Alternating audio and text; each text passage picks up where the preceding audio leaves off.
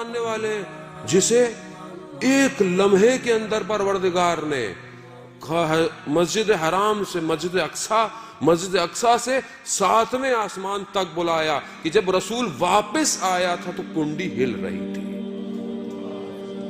اس رسول کے ماننے والے ہیں کہ جس کے لیے رفتار روشنی کی بھی کم پڑ گئی. براق آیا آسمان سے جو پرواز پر لے کے جا رہا تھا. قرآن کہتا ہے اسرا میں اب ہی ہم اپنے بندے کو معراج پہ لے کے گئے. یہ نہیں کہا رسول کو، کہا تم بندے بن جاؤ، تمہیں بھی معراج پہ لے جائے. بندے بنو کہتا ہے، عبودیت کرو. اللہم صلی علی محمد وآل محمد. عزیزان محترم، اس رسول کو کہ جو ملی سیکنڈز کے اندر کعبہ سے یا اپنی کزن ام ہانی کے گھر سے یا مولا کائنات کے گھر سے یا مسجد حرام سے، مختلف روایتیں ہیں، سیکنڈ کے 10ویں حصے میں بھی، شاید ہم یہ اپنے آپ کو سمجھانے کے لیے ڈیفائن کر رہے ہیں لیکن شاید وہ اس سے بھی پہلے ہو، کہ وہاں سے مسجد اقصی جو ہے وہ لے کے گئے اور ملائکہ نازل ہوئے. سارے انبیاء موجود تھے اور رسول خدا نے جماعت کرائی نماز کی. اٹس ناٹ اسٹوریز، یہ کوئی تخیل نہیں ہے، ہالی ووڈ کی مووی نہیں ہے عزیزان محترم. قرآن ہے، قرآن جو آخرت تک کا جاوداں معجزہ ہے. ایک لفظ قرآن کہہ رہا ہے، وہاں لے کے اس کے بعد پروردگار نے دوسرا جو سفر کرایا وہ سارے آسمانوں سے پرواز کرتے ہوئے کہیں جنت کے لوگوں کو دیکھا، کہیں جہنم کے لوگوں کو دیکھا. حدیثیں طولانی ہیں، وقت نہیں ہے کہ حدیث معراج جو ہے وہ گفتگو کی جائے. کبھی کسی آسمان پر ملائکہ کا دیکھا تو ملائکہ نے کہا کہ یا رسول اللہ ہمارا سلام علی کو بھیجیے گا. پھر دوسرے آسمان پر گئے، آسمان بدلتے چلے گئے، ملائکہ بڑھتے چلے گئے اور ہر سب نے کہا یا رسول اللہ ہمارا سلام ہو، ہمارا سلام علی کو دیجیے گا، ہم بہت مشتاق ہیں دیدار کے. معاملہ اوپر پہنچا کہ جہاں پر حضرت جبرائیل سب سے افضل ملائکہ نے کہا کہ میں نے اگر ایک لمحہ ایک انگلی کے برابر بھی حصہ آگے بڑھایا تو جل کے خاک ہو جاؤں گا. کہا میں نہیں جا سکتا. وہاں رسول کو کہا آئیے آئیے. 2 کمانوں کے برابر کا فاصلہ، کعبہ قوسین، سدرۃ المنتہا پر اپنے محبوب کو بلایا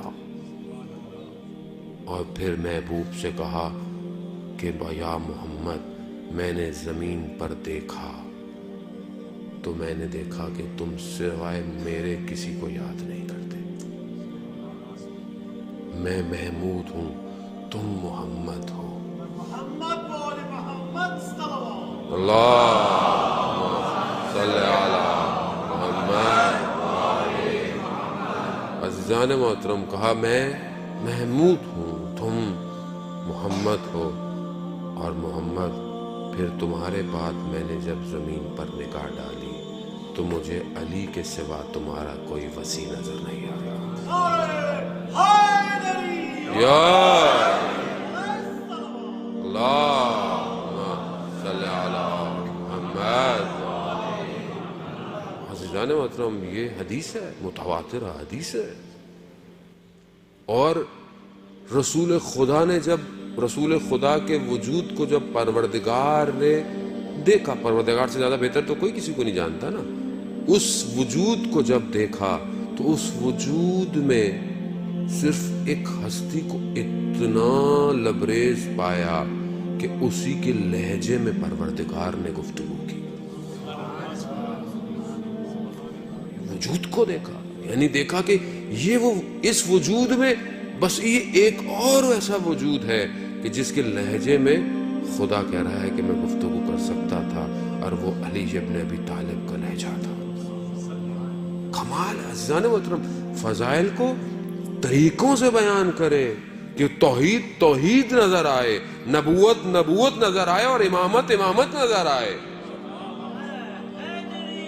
یار غلطیاں نہ کریں لوگوں سے واہ واہ کے چکر میں. لوگ یہاں واہ واہ کے چکر میں یہ پڑھ دیا وہ پڑھ دیا، یہ یہاں واہ واہ ہو رہی ہے، وہاں پر جب چترول پڑھیں گے نا اوپر تو پتہ چل جائے گا. جو حق ہے اس کو بیان کرے. جب خدا کہہ رہا ہے کہ میں نے پایا، میں نے اپنا بہترین بندہ پایا، میں اپنے بندے کو لے کے گیا معراج. پھر پروردگار نے کہا اے محمد، میں نے آپ کو علی، فاطمہ، حسن، حسین اور باقی سارے اماموں کے نور کو خلق کیا، اور اگر کوئی ساری زندگی عبادت کرتا رہے کہ اپنے آپ کو ختم کر دے اور ان کی ولایت کا منکر ہو تو میں انہیں جہنم میں بھیج دوں گا. اور عزیزان یہ ولایت بڑی آسانی سے مل گئی ہم لوگوں کو. قدر کریں اس ولایت کی. یہ اپنی ماؤں کو دعائیں دیں کہ جنہوں نے یا علی کر کے چلنا سکھایا ہے. یہ ان کا کمال، ہمارا کوئی کمال نہیں ہے. لیکن ذمہ داری ہے کہ محبت اور مودت میں فرق ہے.